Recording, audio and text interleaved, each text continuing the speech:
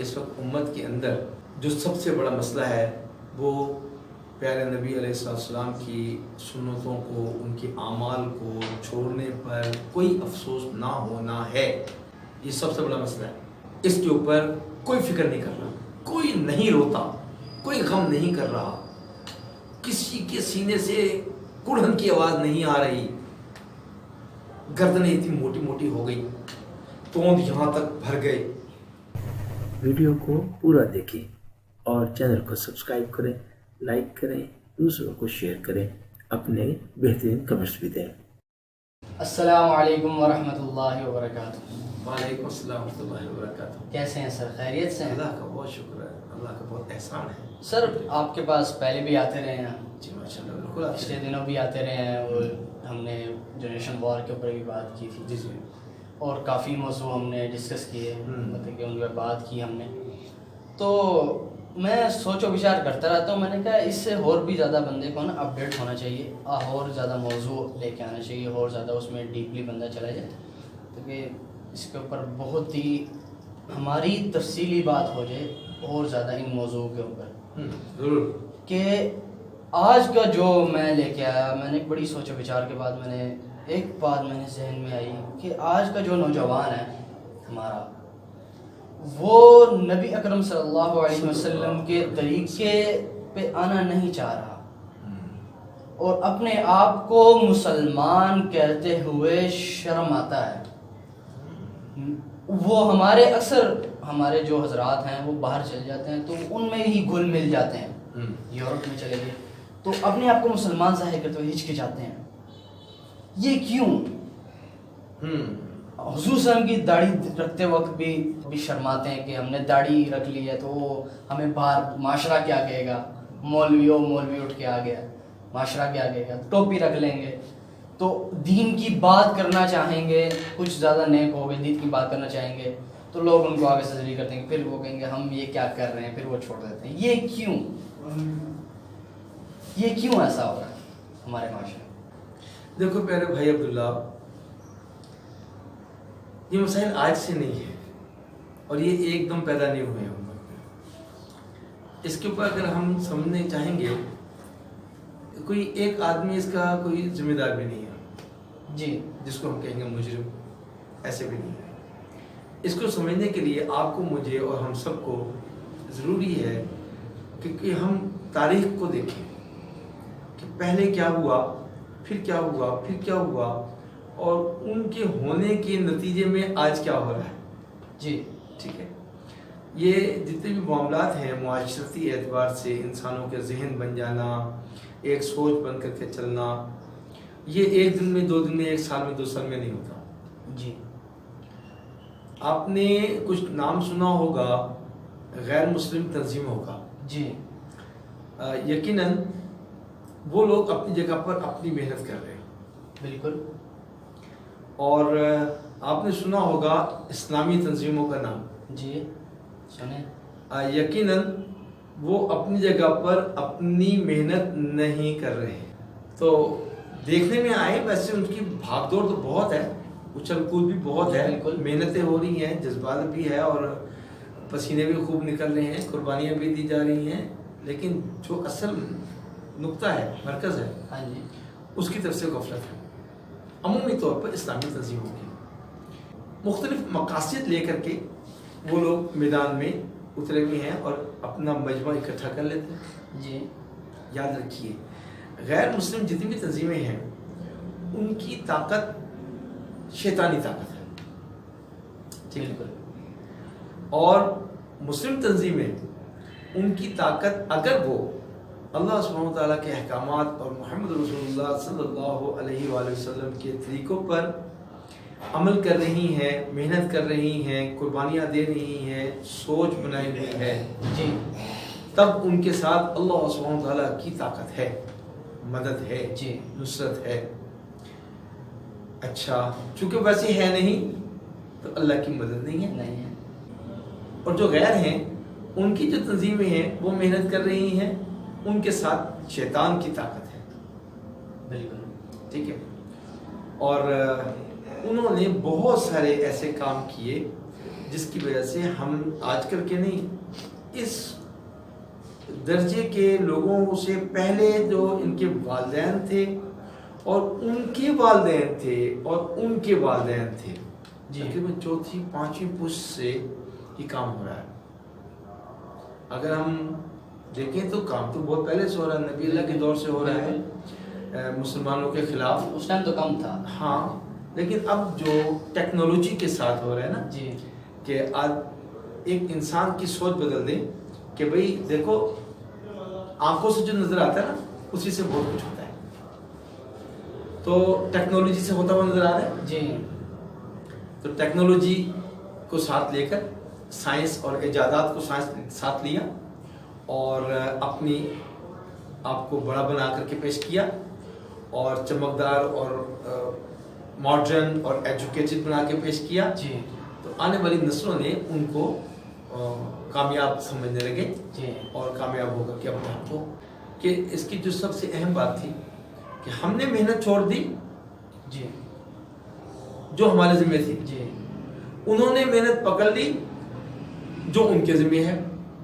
ہمارے محنت کے ساتھ اللہ کی مدد ہونی چاہیے تھی جو کہ نہیں ہے، بالکل، ان کی محنت کے ساتھ شیطان کی مدد ان کے ساتھ موجود ہے۔ آپ نے نام سنا ہوگا فری میسن اور ایلومیناتی، دو تنظیمیں ہیں، بالکل، بالکل سنا، ٹھیک ہے نا۔ یہ لوگ جب سے برطانیہ نے دنیا کے اوپر قبضہ کرنا شروع کیا تو فری میسن برطانیہ کے ساتھ مل کر کے ان کے بادشاہوں کو اپنا مقبوض بنا کر اور ان کے بڑے جتنے بھی تھے ان کو مقبوض بنا کر کے ایک نو آبادیاتی نظام پوری دنیا کے لیے لے کے آئے۔ وہ اصل میں شیطانی نظام ہے، جی، ٹھیک ہے جی۔ اور اس میں کیا انہوں نے رکھا، اس میں انہوں نے سارے کے سارے اس وقت کے لوگوں کو مجبور کیا فاقوں پہ لانے کے لیے، ٹھیک ہے جی، اور مجبور کیا کہ تم لوگ یا تمہارے والدین غریب تھے، کم سمجھ تھے، جی، اور ہم بہت زیادہ ماڈرن ہیں، سمجھدار ہیں، طاقت ہے ہمارے پاس، ٹیکنالوجی ہے، تو بے شک انہوں نے اس ٹیکنالوجی کو مسلمان سائنسدانوں سے چرایا، جی، لیکن بہرحال وہ عوام کے سامنے پوری دنیا میں خود لے کر کے آئے تو عوام بھی سمجھنے لگے کہ یہ انہی کی ایجاد ہے، انہی لوگوں کو بھی وہ اپنا ہیرو اور بڑا سمجھنے لگے، رول ماڈل سمجھنے لگے۔ اب چونکہ ان کے باوجداد حلیے کے اعتبار سے قریب ترین تھے صحابہ رضوان اللہ تعالیٰ اجمعین کے حلیے سے، اور ان کے باوجداد چونکہ قریب ترین تھے محمد رسول اللہ صلی اللہ علیہ وآلہ وسلم کے حلیے کے، تو ان کے چونکہ حلیے ان کے والدین کے، ان کے باوجداد کے حلیے محمد رسول اللہ صلی اللہ علیہ وآلہ وسلم کے بہت قریب ترین تھے، چونکہ وہ لوگ فاقے میں تھے، غریب تھے، تو ان کی اولاد ایسا نہیں چاہتی تھی، جی، اور اس وقت کے جو حکمران بننے کی کوشش کر رہے تھے وہ انگریز تھے، برطانیہ سے آئے ہوئے تھے، انہوں نے اپنے آپ کو ایڈوانس شو کیا، وہ امیر ترین تھے، تو نوجوان بچے جو تھے وہ ہمیشہ چمک کی طرف جاتے ہیں، بالکل، انہوں نے محنت نہیں کی، انہوں نے اپنی طرف بلا لیا، انہوں نے ان کے بچوں کو، انگریزوں کے بچوں کو اپنے جیسا نہیں بنایا، جی، اپنے بچوں کو گوا دیا۔ چاہیے تو یہ تھا کہ ہم ان کے اوپر اپنا وہ ان کے اوپر اپنا نظام لاگو کریں۔ دیکھو نا، محمد رسول اللہ صلی اللہ علیہ وآلہ وسلم کی اس دنیا میں آنے کا مقصد کیا ہے؟ یعنی کہ مخلوق کی غلامی سے نکال کر اللہ کی غلامی میں لے کے آنا، بالکل، اندھیرے سے نکال کر روشنی میں لے کے آنا، جی، یہ محمد عربی صلی اللہ علیہ وآلہ وسلم کے اس دنیا میں آنے کا مقصد ہے۔ امت نے یہ چھوڑ دیا، ٹھیک ہے، تعلیم حاصل کر رہے ہیں، مقصد پہ نہیں آ رہے۔ تو یہ کیوں ایسا ہے سمجھ میں نہیں آتی کہ دیکھو عبداللہ، اس کے لیے نا یہی بات ہے، ساری باتوں کا نچوڑ آپ جتنا مرضی اس کو تحقیق کر لیں، آخر میں جا کر کے بات یہیں رکے گی، مزاج ایک ہی چیز کے اوپر آ کر کے رک جائے گا کہ ہم نے محنت کرنا چھوڑ دی، جی، ہم نے نبی اللہ کی کام کو چھوڑ دیا، نبی اللہ کے آنے کے مقصد کو چھوڑ دیا۔ دیکھو اس وقت امت ساری کی ساری نبی کی ولادت منا رہی ہے، ہاں، نبی کے آنے کا مقصد کیا یہ نہیں پتا، یہ بھی بالکل ایسے ہی. تو جیسے عیسائی سالگرہ مناتے تھے، بڑے بڑے علماء، ایسے مداری علماء اور ایسے مراسی قسم کے علماء، انہوں نے اپنی طرف سے میلاد بنانا شروع کر دیا اور عوام کو، امت کو اتنا گندا کر دیا، اتنا غلیظ ذہن بنا دیا کہ حق کو بھی نہ سمجھیں.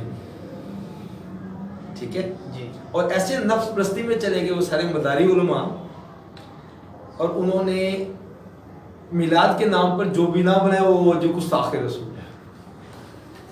تو آپ کے اس کہنے کے مطابق اللہ معاف فرمائے، اللہ معاف فرمائے، سارے صحابہ نے میلاد نہیں منایا، کسی تابعی نے میلاد نہیں منایا، کسی تبع تابعی نے میلاد نہیں منایا، محمد رسول اللہ صلی اللہ علیہ وسلم نے میلاد نہیں منایا، اور تم اس کو کہہ رہے ہو کہ یہ دین ہے، وہ باقی دین چھوڑ دو. یہ سارے مداری ہیں، مراسی ہیں، یہ سر رنگ باز ہیں، ہے نا. ان لوگوں نے اصل مقصد نبوت کو چھوڑ دیا اور امت کو بہت پیچھے کر دیا. اور جو علماء حق ہیں ان کے اوپر بھی مختلف طرح کے فتوے لگوا کر کے ان کو بھی بیچاروں کو خاموش کروا دیا. اور مراسی اور کنجر قسم کی عوام بدعت کرنے میں شوق رکھتی ہے، شرک کرنے میں شوق رکھتی ہے، ٹھیک ہے نا جی. اور مداری کے ڈگڈگی بجانے میں اس کے پیچھے پیچھے جمع ہو جاتی ہے، وہ علماء کی طرف نہیں جا رہی. صحیح. تو حق بات کہنے والے کم ہو گئے یا خاموش ہو گئے، اور مدارس میں اور مساجد میں اور اپنے اپنی خانقاہوں میں خاموش ہو کے بیٹھ گئے. جو ان کے پاس آتا ہے بتاتے ہیں، ورنہ وہ بیچارے خاموش ہو، کیونکہ وہ بے عزتی نہیں چاہتے نا. یہ لوگ بے عزت کر دیتے ہیں، ہاں جی. بے عزت کر دیتے ہیں. جی.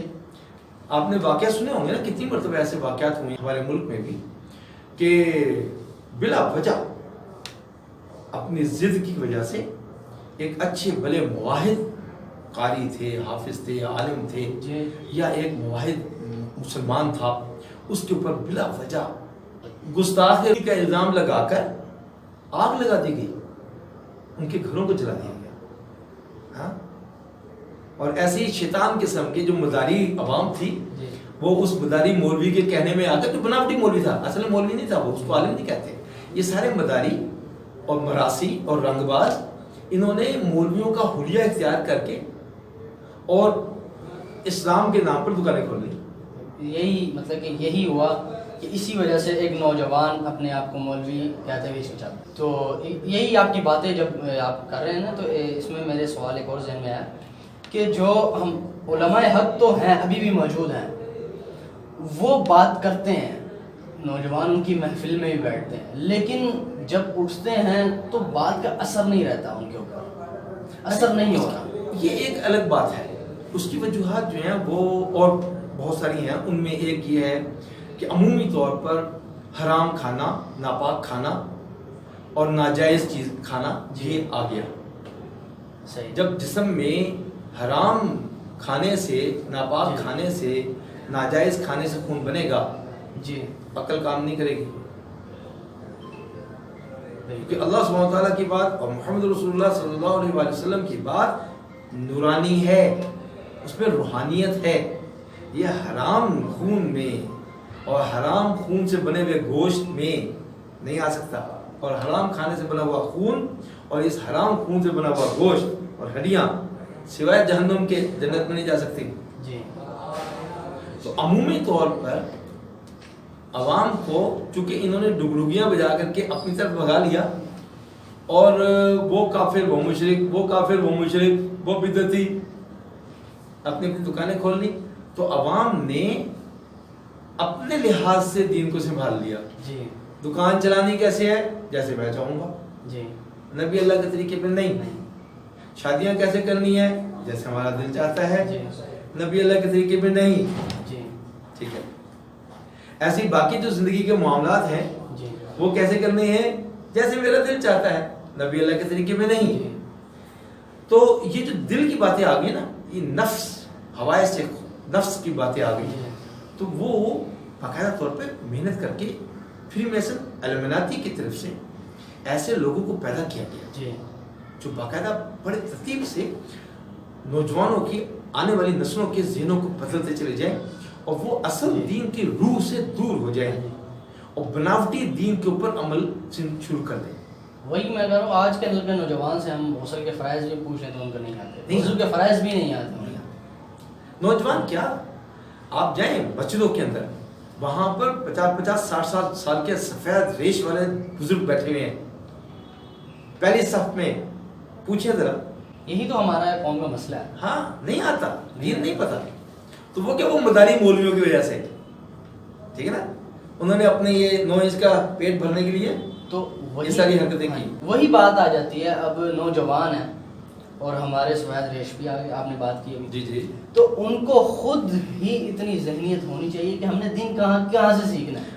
ذہن اسٹک ہو گیا نا، ذہن اسٹک ہو گیا. دیکھو خواہش میں جب آدمی چلتا ہے نا جی تو مزے کی زندگی کے اوپر چلتا ہے. نبی اللہ کی زندگی میں فاقہ آئے گا بھائی جان. نبی اللہ کی زندگی میں سادگی اختیار کرنی پڑے گی. نبی اللہ کی زندگی میں ساری خرافات کو چھوڑنا پڑے گا. نبی اللہ کی زندگی میں یہ ساری مداری پن اور ڈگڈگی والے جتنے بھی کھیل ہیں سارے ختم کرنے پڑیں گے. نبی اللہ کی زندگی میں ایسے نہیں ہے، صحابہ کی زندگی میں ایسے نہیں ہے. وہاں پر تو آپ کو بالکل سادگی سے رہنا پڑے گا. آپ کے پاس 2 نوالے ہیں تو ایک نوالا خود اور ایک نوالا اپنے دوسرے بھائی کو دینا پڑے گا. ان کی زندگی پہ آ کر تو بھائی اب تو یہ ہے کہ وہ جو نوالا کھا رہا وہ بھی میں چھین لوں. مزاج تو یہ بنا ہوا ہے. بجائے اس کے کہ ہم دیکھ وہ کون سا مولوی ہے مجھے بتاؤ جو صدقہ دیتا ہے؟ کون سا مولوی ہے؟ یہ تو چندہ لینے والے لوگ ہیں. صدقہ دیتے ہوئے ان کی جان نکلتی ہے. آئیے جاؤ، یہ ہے وہ یہ 9 انچ کا چکر. یہ مانگنا جانتے ہیں، دینا کبھی نہیں جانتے. ان کے وہم و گمان میں بھی نہیں ہے دینا. نبی اللہ کی زندگی کیا ہے؟ ان کی سنت یہ ہے کہ ان کے پاس لاکھوں کروڑوں کا مال آتا تھا، جب تک وہ عوام میں تقسیم نہ ہو جائے گھر نہیں جاتے تھے. 2 دن لگ جائیں، 3 راتیں لگ جائیں، مسجد میں کیا کرتے تھے. تاکہ آ جا کے یہی بات آتی ہے کہ ہمارے جو مولوی حضرات ہیں ان کو دیکھ کے نوجوان نسل کا بالکل دانشور جتنے بھی ہیں، ہمارے بزرگ جتنے بھی ہیں، ان لوگوں نے نبی اللہ کے مقصد کو چھوڑ دیا ہے. سیدھی بات کر رہا ہوں میں، کسی کو اچھی لگے یا بری لگے.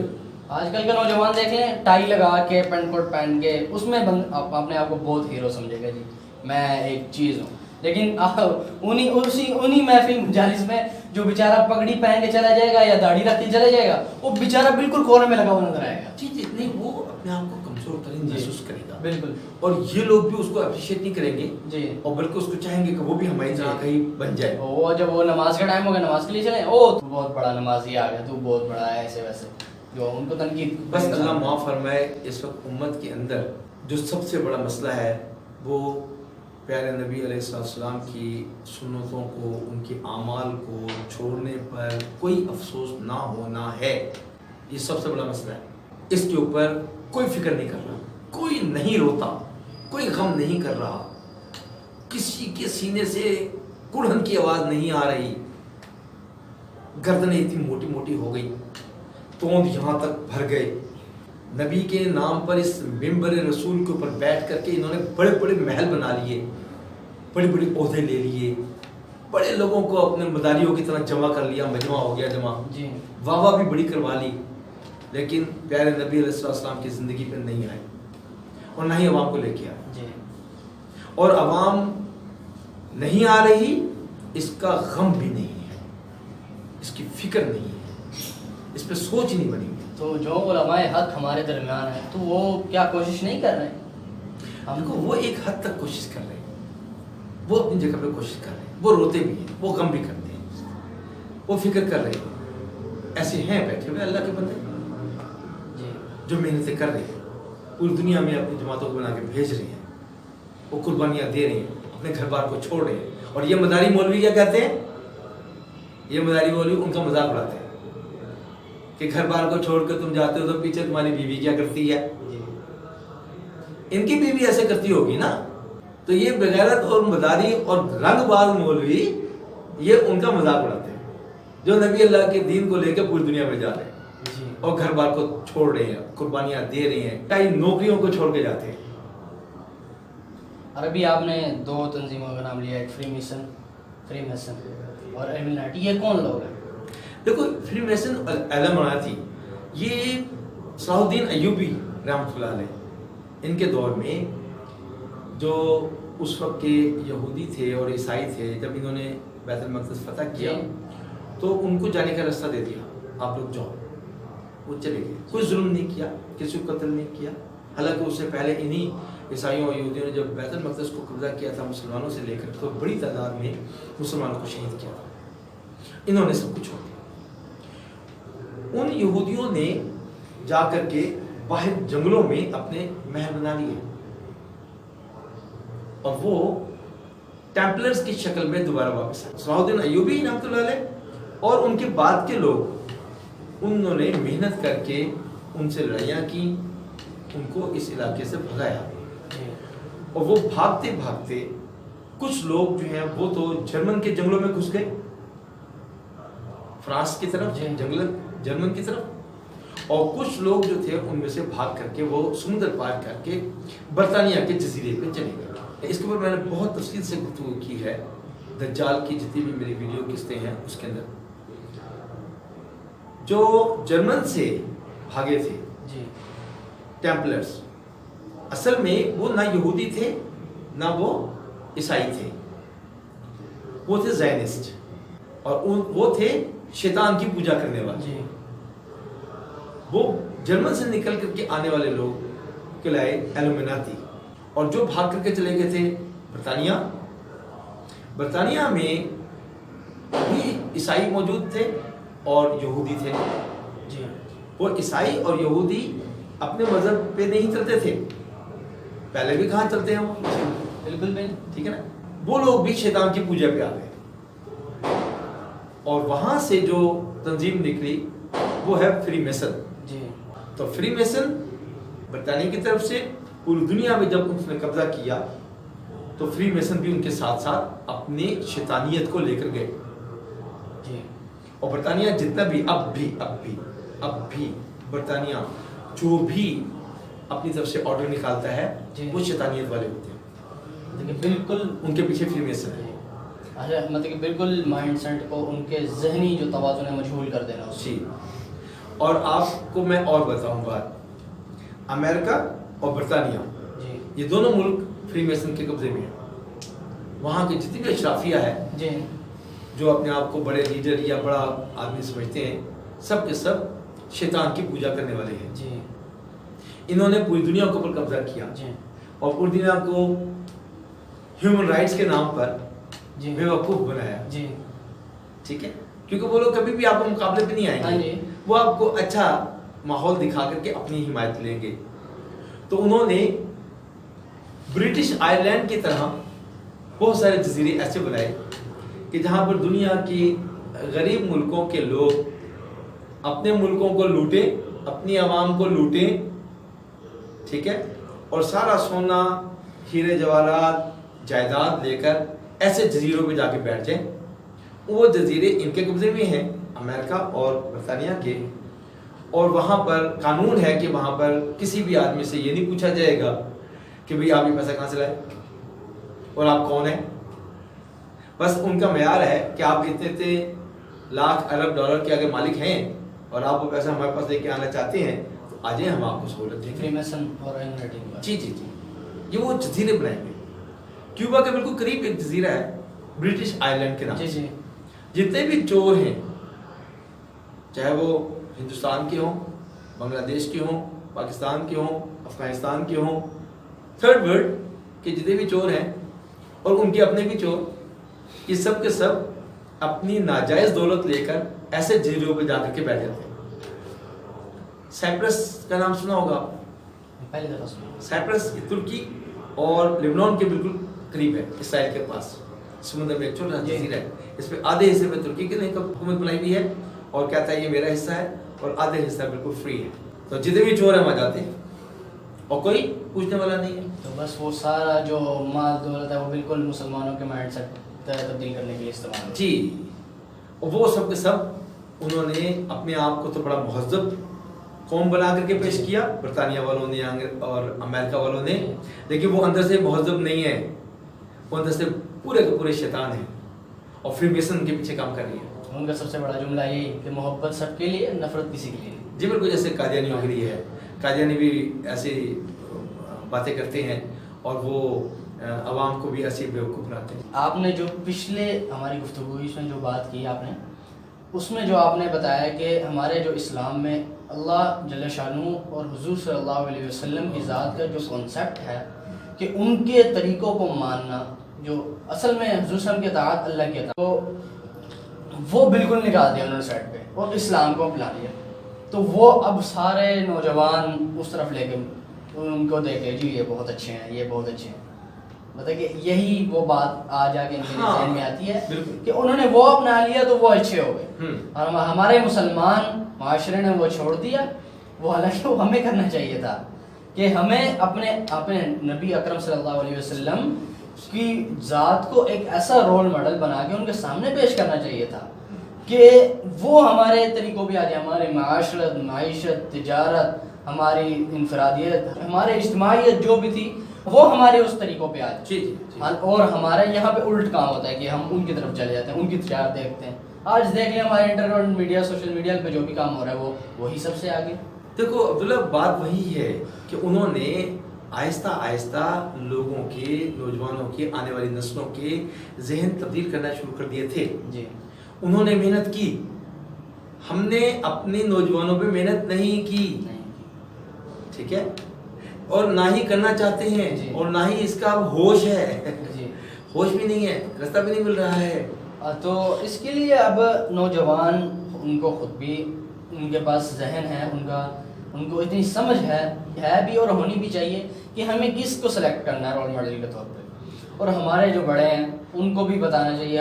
وہ تو بیچارے وہ جو علماء حق ہیں ان کو وہ بتا کے تھک گئے.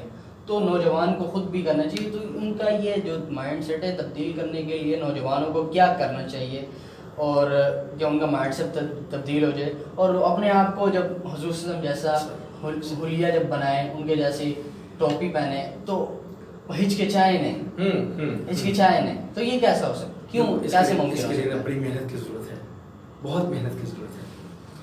نوجوان اس وقت موجود جو اس وقت زندہ ہیں، سب لوگ بوڑھے ہوں یا جوان ہوں، مرد ہوں یا عورت، سب سے پہلے تو ہماری کیا ذمہ داری ہونی چاہیے؟ بالکل ایک بہترین پاکستانی، ایک بہترین حب الوطن. ہاں، میں وہی عرض کر رہا ہوں آپ کے سامنے کہ ہمیں سب سے پہلے ایک چیز کو اختیار کرنا ہے کہ اس وقت جتنے بھی زندہ مسلمان ہیں، وہ مرد ہوں، عورت ہو، بچہ ہو یا بوڑھا ہو، سب کو ایک بات کی طرف لانے کے لیے محنت کرنی ہے.